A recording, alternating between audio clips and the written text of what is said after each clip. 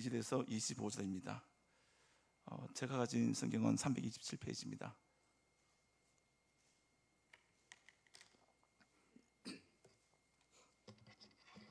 골로새서 3장 22절에서 25절입니다. 327페이지입니다. 한 절씩 교독할 텐데 제가 먼저 읽겠습니다. 종들아, 모든 일에 육신의 상전들에게 순종하되 사람을 기쁘게 하는 자와 같이 눈가림만 하지 말고 오직 주를 두려워하여 성실한 마음으로 하라.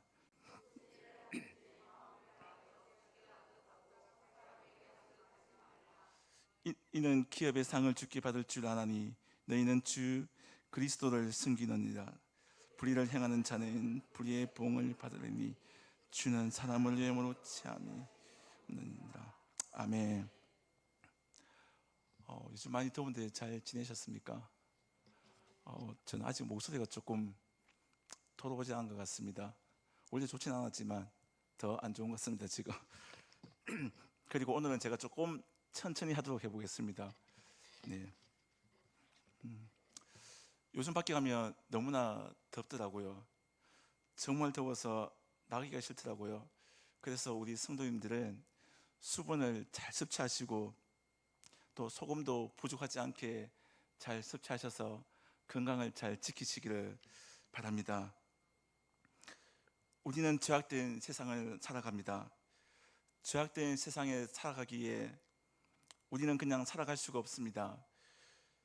나 자신에게 꼭 한 가지 질문을 해야 할 것이 있습니다. 무엇일까요? 혹시 아시는 분 계십니까? 저는 저거라 생각합니다. 나의 정체성은 무엇인지를 꼭 질문해야 됩니다. 우리의 정체성은 하나님의 자녀입니다. 그래서 매 순간 매 순간을 주님과 동행하고 하나님 나라 바라보며 그 방향으로 나아가야 하는데 그렇지 못할 때가 너무나 많습니다. 사실 저부터 그렇게 되지 않음을 고백합니다.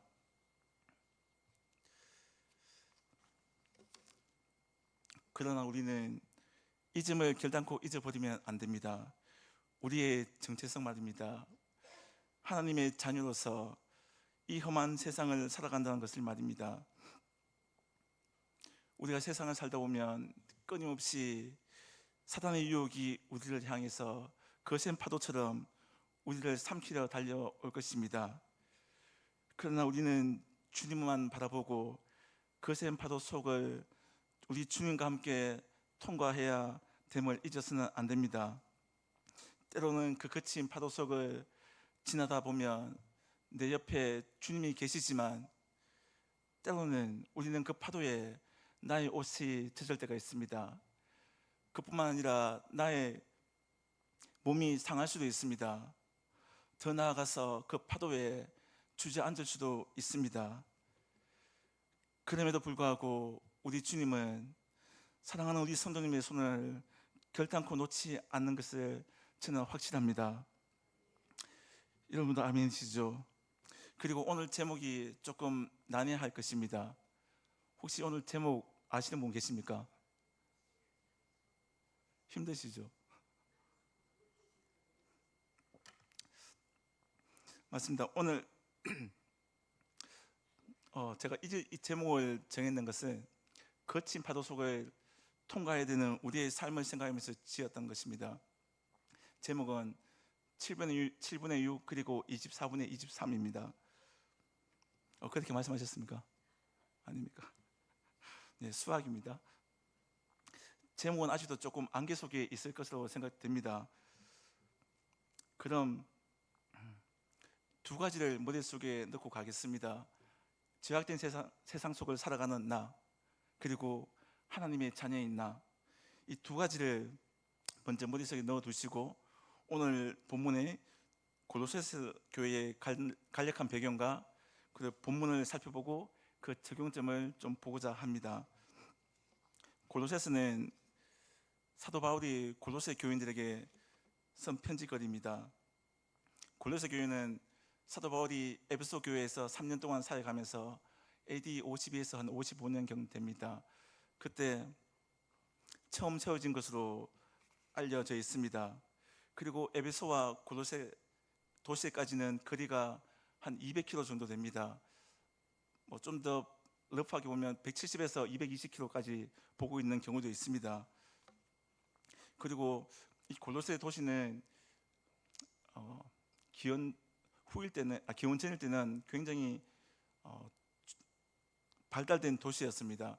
하지만 지금 시대에는 그렇지 못합니다. 아주 작은 도시로 이게 주저앉고 말았습니다. 그 이유는 그 골로새 바로 위에는 라오디게아 교회, 라오디게아라는 도시가 있고 그 위에는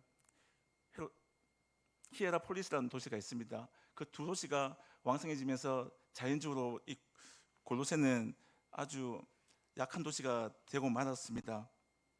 그래서 이 두 에베소와 골로새의 거리가 한 200km 되다 보니까 이 당시에는 차가 없었지 않습니까?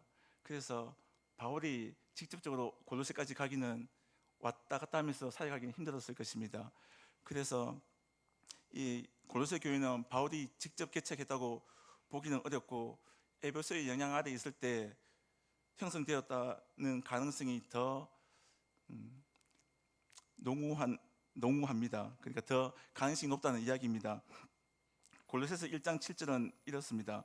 이와 같이 우리와 함께 종된 사랑하는 에바브라에게 너희가 배웠나니 그는 너희를 위한 그리스도의 신실한 일꾼이요.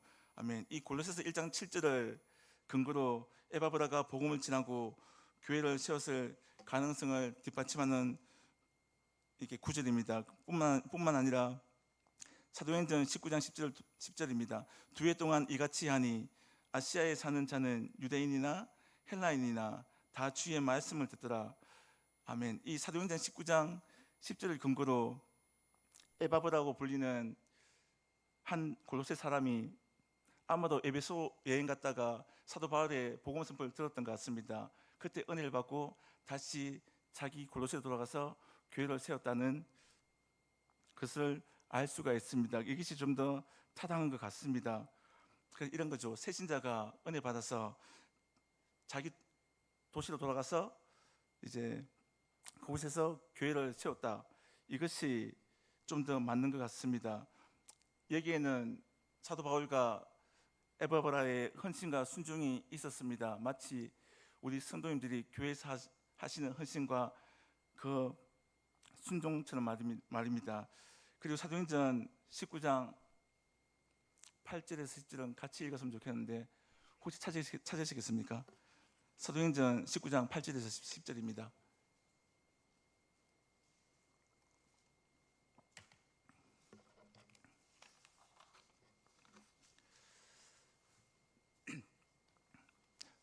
다 찾으셨으면 같이 읽겠습니다.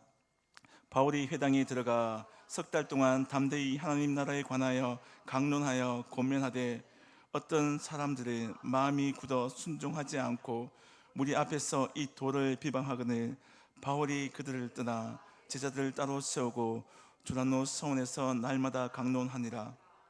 두 해 동안 이같이 하니 아시아에 사는 자는 유대인이나 헬라인이나 다 주의 말씀을 듣더라. 아멘. 여기서는 몇 가지 단어에 좀 집중할 필요성이 있습니다. 우선 8절에 석 달 동안입니다. 그리고 9절에 마음이 굳어 순종하지 않고, 그리고 두란노 성원입니다. 그리고 10절에 두 해 동안입니다. 그럼 벌써 외워야 될 것이 좀 많죠. 서론에서 두 가지 말씀드렸고, 죄악된 세상을 살아가는 나, 그리고 하나님의 자녀인 나, 그 두 가지와 그 말씀드린 이 네 가지, 세 가지를 좀 염두에 두고 보고자 합니다. 물론 잊어버리셔도 상관은 없습니다. 괜찮습니다. 왜냐하면 제가 뒤에서 다시 언급할 것이기 때문입니다. 조금만 더 골로새에 대해서 살펴보겠습니다. 바울은 이 당시 골로새에 편지 쓸 때 바울은 로마 감옥에 있었습니다. 로마 감옥에 있으면서 그 작은 고린도 도시에 있는 그리스도인들에게 쓴 편지입니다. 이렇게 말하고 있습니다. 헛되고 세속적인 철학으로 혼란해진 골로새 교회에 그리스도께서 교회의 머리가 되시며 삶의 모든 영역에서 그분은 우리의 지존자가 되신다, 이 점을 강조하고 있습니다. 주님은 자기 백성을 위해서 구속을 성취하셨습니다. 그리고 자신의 죽음과 부활을 통해서 우리가 거기에 함께 참여할 수 있는 영광도 주신 것입니다. 그리고 오늘 본문 3장인데요. 3장을 잠깐 개괄적으로 좀 살펴보겠습니다. 3장 1절에서 4절은 그리스도인의 삶은 위의 것에 찾으라고 말하고 있습니다. 그리고 5절에서 9절은 땅에 있는 지체를 죽이라고 말합니다. 그리고 12에서 17절은 새 사람을 입은 새 사람은 교회 생활, 새 사람을 입은 새 사람의 교회 생활에 대해서 말하고 있습니다. 그리고 18절과 21절 그리고 22절에서 4장 1절까지는 가정 준칙에 입각해서 가정 생활과 직장 생활에 대해서 말하고 있습니다. 그럼 22절부터 좀 보겠습니다. 22절 종들아 모든 일에 육신의 상전들에게 순종하되입니다. 성경을 보시면 성경 그 어디에도 노예 제도가 하나님께서 제정하신 것이라고 말하는 곳은 단 한 군데도 없습니다. 한 사람이 다른 사람을 소유한다는 것은 그 본래 그 자체로서도 하나님은 기뻐하지 않으시는 일입니다. 또한 바울은 11절에서 이렇습니다. 거기에는 헬라인이나 유대인이나 할레파나 모할레파나 야만인이나 스구디아인이나 종이나 자유인이 차별이 있을 수 없나니 오직 그리스도는 만유시요 만유 안에 계시니라 라고 말씀하십니다. 이 말씀은 하나님의 백성 가운데는 지위의 구별이 없다는 것입니다. 차별이 없다는 이야기가 됩니다. 또한 갈라디아서 3장 28절을 보면 너희는 유대인이나 헬라인이나 종이나 자유인이나 남자나 여자나 다 그리스도 예수 안에서 하나이다라고 말하고 있습니다. 그 누구도 하나님께 자기의 특별한 권리를 주장할 수 없다는 이야기입니다. 이 말씀은 반대로 그 누구도 다른 사람보다 푸대접을 받지도 않는다는 이야기입니다. 좀 전에 11절에서 스구디아인이 나왔었는데요. 이 스구디아인은 헬라인들은 이렇게 보았습니다. 그들은 아주 폭력적이고 무식하고 야만적이고 또한 전체적으로 열등한 민족이라고 생각하고 있었습니다. 지금으로 따지면 이게 맞는지 모르겠지만 한 깡패 정도로 보는 게 맞지 않을까 싶습니다.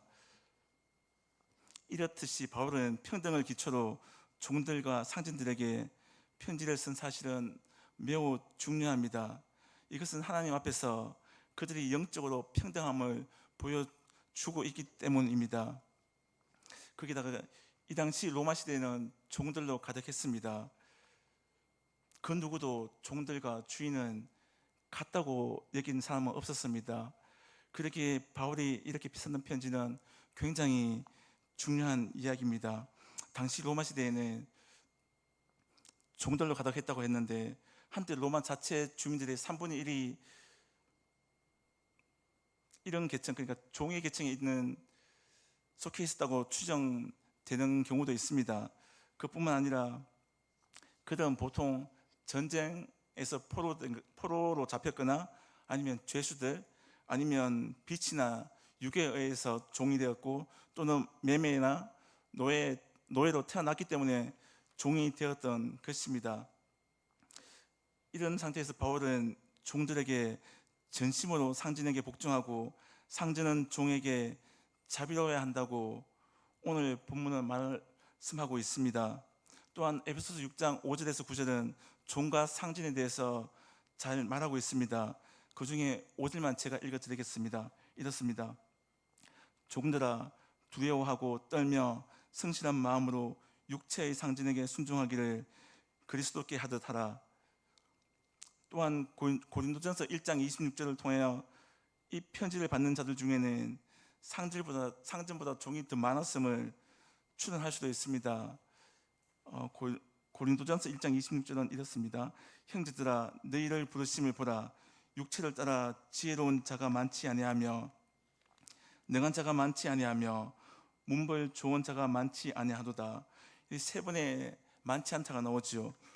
지혜로운 자가 많지 않고 능한 자가 많지 않고 문물 좋은 자가 많지 않다. 이 구절을 통해서 아마 종이 더 많았다고 추론하는 것 같습니다. 그리고 이제 23절을 잠시 보면 무슨 일을 하든지 마음을 다하여 주께 하듯 하고, 일을 하는 데 있어서 하나님의 자녀된 자로서의 종은 주께 하듯이 그의 상진에게 최선을 다합니다. 그리고 더 이상 그렇게 하는 사람들은 종의 신분이 아니더라고 말합니다. 따라서 사람에게 하듯 하는 것을 더 이상 우선적으로 내세우지 않게 됩니다. 이것은 그 당시 종들에게 줄 수 있는 가장 유익한 충고입니다. 상진에게 전심으로 협력하여 모든 일에 복종함으로써 상진으로 하여금 그리스도인 종에 의한 성경을 받고 있다는 사실을 충분하게 인식한다면 그들 마음이 바뀌게 될 것입니다. 그러면 그 종은 더욱 주님께 영광을 돌리게 되는 것입니다. 말이 조금 힘든데요, 이렇게 생각하시면 좋을 것 같습니다. 우리 성도님들은 전부 다 주인입니다. 저는 종입니다. 저는 각각의 종입니다. 그래서 제가 크게 차이는 거 우리 주인들은 다 알고 계십니다. 그런데 제가 우리 주인한테 협력하는 것을 최선을 다해서 합니다. 그가 시키는 것보다 더 많이 합니다. 또한 저는 목숨을 다해서 헌신하고 섬깁니다. 그러면 주인은 이런 생각이 들 것입니다. 아, 기독교인은 다르다, 이 생각이 들 것입니다. 그 생각이 들면 그것이 하나님께 영광이 된다고 말하는 것입니다. 그리고 종들은 대체로 상속자가 될 수가 없습니다. 갈라디아서 4장 7절입니다. 그러므로 내가 이후로는 종이 아니요 아들이니 아들이면 하나님으로 말미암아 유업을 받을 자니라. 아멘. 여기서 보면 아들이 하나님의 유업을 받는다고 이야기합니다. 그리고 로마서 8장 17절입니다. 자녀이면 또한 상속자 곧 하나님의 상속자요 그리스도와 함께한 상속자니 우리가 그와 함께 영광을 받기 위하여 고난도 함께 받아야 할 것이니라. 아멘. 여기도 마찬가지로 자녀이면 상속을 받을 수 있다고 합니다. 따라서 종은 상속자가 될 수가 없습니다. 그러나 바울은 오늘 본문을 통해서 종들은 상속을 받을 수 있다라고 말합니다. 왜냐하면 주님께서 그들의 주인이시기 때문에 그렇습니다. 우리는 주님의 종이기 때문에, 우리는 주님의 또 자녀이기 때문에 우리가 그의 유업을 받을 수 있다고 말합니다. 오늘 본문 24절 하반절에 보면 이렇게 되어 있습니다. 너희는 주 그리스도를 섬기느니라. 아멘. 그러므로 그들 또는 나는 항상 주님이 보시는 앞에서 있는 것처럼 살아가야 된다는 것입니다. 우리 성도님들 눈여겨 보셨는지 모르겠지만 디모데 중고등부 가시면 강대상이 있잖아요.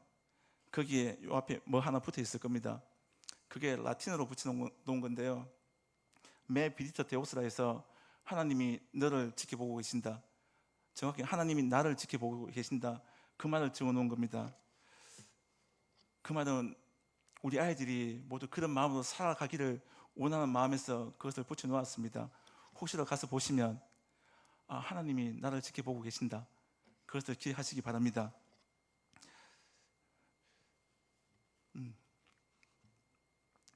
그리고 지금까지는 이제 종과 상진에 대해서 알아보았고 나와 그리스도의 관계를 간략하게 살펴보았습니다. 어떻게 보면 좀 복잡했을 수도 있습니다. 하지만 적용적으로 가면 아주 심플하게 보여질 것입니다. 앞에서 우리는 5가지를 기억하라고 하였습니다. 죄악된 세상에 살아가는 나, 그리고 하나님의 자녀인 나, 그리고 사도행전 19장 8절, 9절, 10절에서 각각 단어인 석 달 동안, 또한 9절에 마음이 굳어 순종하지 않고, 그리고 두란노 소원, 그리고 2해 동안입니다. 혹시 방송실 되면 좀 띄워주시겠습니까? 사도행전 19장 8절에서 10절입니다.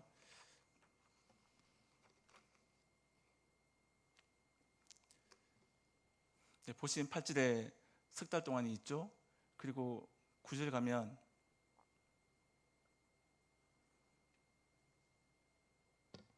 마음이 굳어 순종하지 않고가 있고, 뒤에 가면 두란노선이 나옵니다. 그리고 10절에 가면 첫 부분에 2해 동안이 나올 것입니다. 사도 바울이 달변가인지는 정확하지 않습니다. 거기는 의견이 좀 나눠집니다. 하지만 굉장한 학식의 소유자인 것에는 이견이 없습니다. 학식으로 보자면 우리보다 훨씬 바울이 뛰어납니다.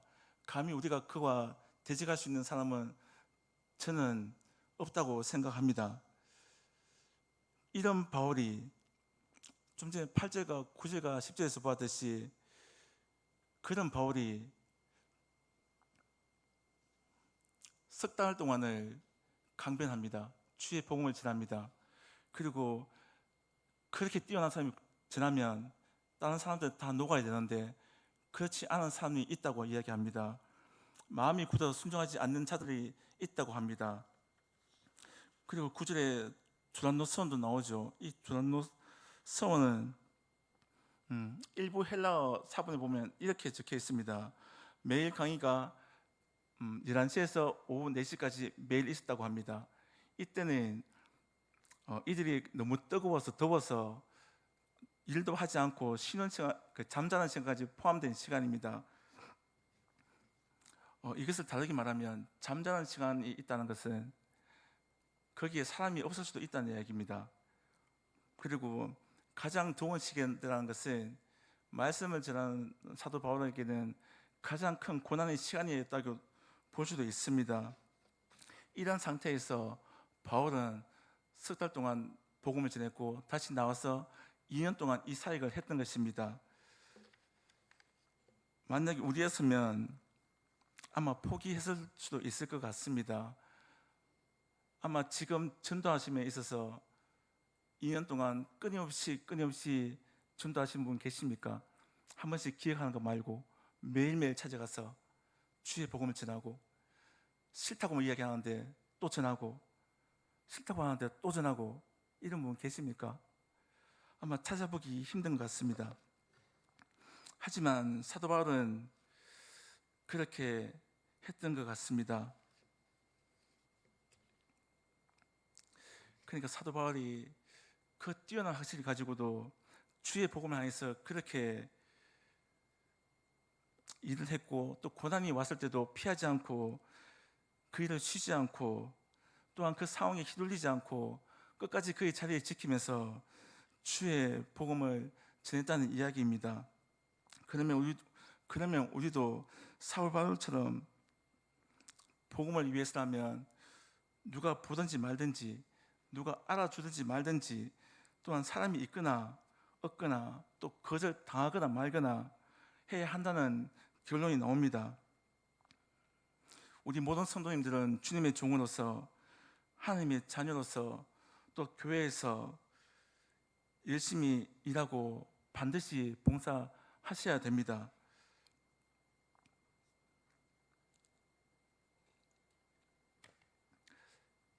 그런데 여기서 우리는 한 가지 고민을 좀 해야 됩니다. 교회는 두 종류의 교회가 있습니다. 가시적 교회와 비가시적 교회가 있습니다. 가시적 교회라는 것은 지금 우리가 예배드리고 있는 이 건물, 이것을 가시적 교회라고 이야기하고, 비가시적 교회는 눈에 보이진 않지만 하나님의 통치가 이루어져서 하나님 나라가 이루어지는 그 교회가 비가시적 교회입니다.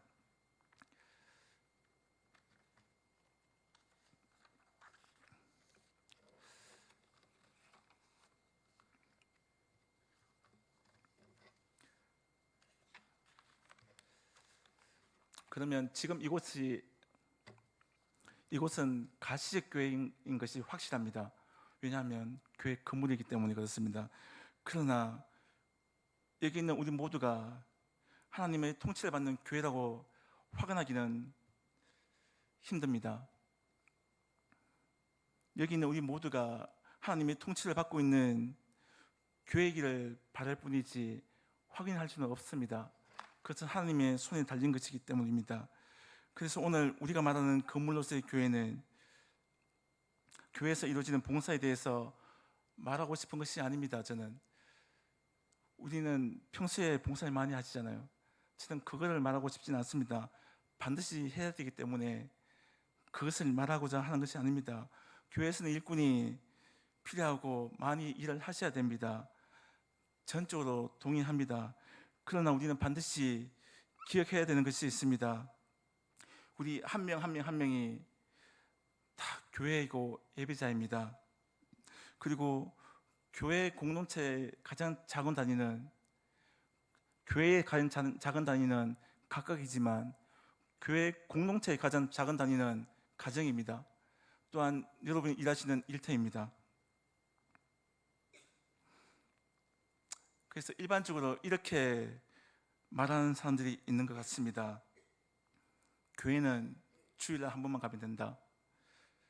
예배는 주일날 1시간만 드리면 된다. 그리고 좀 더 나아가서 좀 더 인심을 써서 주일날만 예배자로 살면 된다라고 정말 어리석게 생각하시는 분들이 많이 있는 것 같습니다. 물론 여기는 그런 분이 없을 거라 믿습니다. 우리는 절대 그렇게 생각해서는 안 됩니다. 제가 아까 했던 말에 여러분 동의가 되십니까? 우리는 주일날만 교회 가면 되고 주일날 1시간만 예배드리면 된다는 그 말 동의되십니까? 저는 100% 동의되지 않습니다. 또한 예배는 공적 예배와 삶의 예배로 나눠집니다. 공적 예배는 우리가 모여서 드리는 이 예배를 이야기합니다. 그리고 그 이외의 모든 시간이 우리의 삶의 예배자로서의 예배의 시간입니다.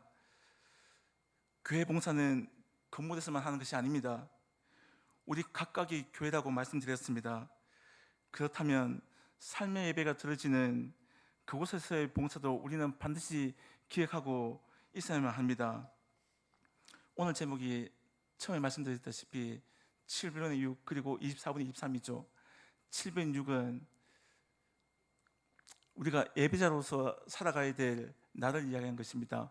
월화수목금토 그 6일이잖아요. 그리고 하루는 주일날은 당연히 오시니까. 그래서 우리는 삶의 예배를 드리는 7분의 6을 더 집중해야 되고, 또한 24분의 23은 하루가 24시간이잖아요. 주일날 1시간만 예배 드린다고 하는 그 사람들을 향해서 이야기하는 것입니다. 그 1시간을 빼버리면 나머지 23시간이 우리는 삶의 예배자로 드리는 것입니다.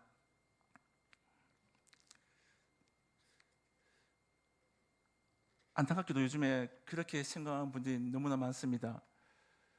7분의 1과 24분의 1에 자기는 예배를 다 했다고 말하고 안심하는 분들이 밖에는 굉장히 많습니다. 우리는 절대로 그러면 안 됩니다. 7분의 6은 일주일 중 삶의 예배를 드려야 되는 그 예배의 날입니다. 반드시 기억하십시오.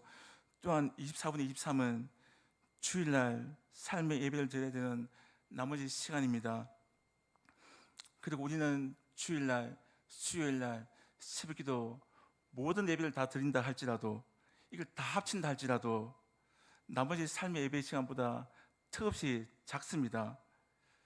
대충 일주일은 168시간입니다. 하루에 1시간씩 예배 드리면 7시간이 빠지니까 161시간이 삶의 예배의 시간이 됩니다. 여기서 인심을 더 써서 하루에 2시간씩 예배 드린다 할지라도 일주일이면 14시간밖에 되지 않습니다. 그러면 나머지 몇 시간입니까? 168에서 14를 빼면 154시간이 나오죠. 그거는 우리가 삶에서 드려야 될 예배의 시간입니다. 그런데 우리는 보통 공적 예배, 거기에 더 많은 집중을 하는 것 같습니다. 물론 집중해야 됩니다, 당연히. 하지만 우리는 나머지 예배, 삶의 예배 시간, 그 시간에도 더더욱 집중해야 된다는 것을 말하고 싶은 겁니다. 그리고 이 삶의 예배의 시간은 주로 어디에서 이루어집니까? 가정과 직장입니다. 그리고 삶의 예배의 시간은 내 가족이나 내 동료의 천도와 직결되는 것입니다. 그래서 우리의 삶의 예배가 얼마나 잘 드려졌는가에 따라서 그들의 삶이 변화될 수가 있습니다. 그들이 주님 앞으로 돌아올지 말지는 우리의 삶의 예배에 달렸다는 이야기입니다. 혹시라도 교회에서 많은 봉사를 하시지만 삶 가운데서는, 삶의 예배에서는 막 사시는 분은 있지 않습니까? 한번 생각해 보셔야 됩니다. 저는 우리 성도님 집에 가본 적이 단 한 번도 없습니다. 그러니까 저는 누구를 두고 말하는 것이 아님을 먼저 말씀드립니다. 집에는 설거지거리가 쌓여 있지 않습니까? 청소가 안 되어 있어서 쓰레기는 제때 버려지지 않아서 악취가 나지는 않으십니까?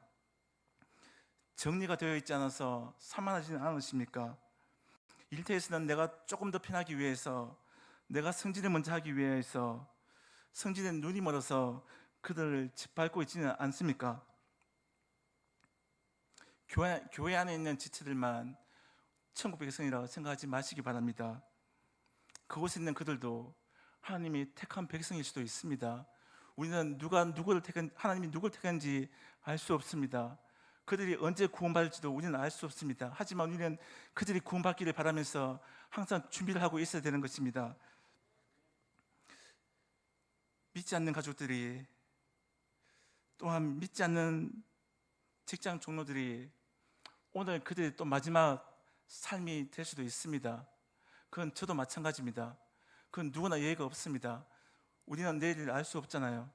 그러기에 우리는 우리의 삶의 예배에서 그들이 우리를 보고 주를 만날 수 있게, 아버지의 영광이 드러날 수 있게 삶의 예배에 온 힘을 다 기울여야 되는 것입니다. 그들 중에는 오늘도 주님이 찾으시는 길 잃은 양이 반드시 있다고 생각합니다. 그렇다면 그 길 잃은 양이 집으로 와야 되는데, 내 집이, 내 일터가 악취로 풍겨나면 그들이 오고 싶겠습니까? 저 같으면 오지 않습니다. 그들 역시 마찬가지일 것입니다. 그러니 악취가 나는 내 가정이 있고 내 일터가 있다면 그것을 깨끗하게 정리하고 청소하고 우리는 거룩하게 살아가는 길을 찾아야 됩니다. 주님은 이곳에도 계시지만 여러분이 계시는 가정에서도, 여러분이 일하시는 그 일터에서도 주님은 계시고 있는 것입니다. 오늘 집으로 돌아가시면서 내 삶의 예배가 이루어지는 7분의 6과 그리고 24분의 23, 그 영역이 어떤지를 한번 고민해 보시길 바랍니다. 그리고 돌아보시길 바랍니다. 그곳이 주님 모실 만한 곳이 되어 있는지 돌이켜 보시고, 만약에 그렇지 않다면 회개를 하셔야 됩니다. 그뿐만 아니라 우리는 주님의 은혜가 그곳에도 있기를 간구해야 됩니다.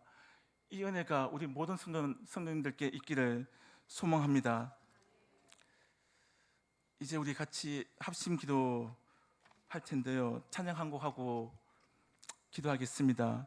찬양은 신실하게, 진실하게란 찬양입니다. 나의 삶의 예배의 자리에서 주님을 신실하게, 진실하게 모시고 살고 있는지 돌아보는 시간이시길 바라고, 또한 마음을 다해서 이 찬양을 주님께 올려드리기를 원합니다. 찬양하시겠습니다.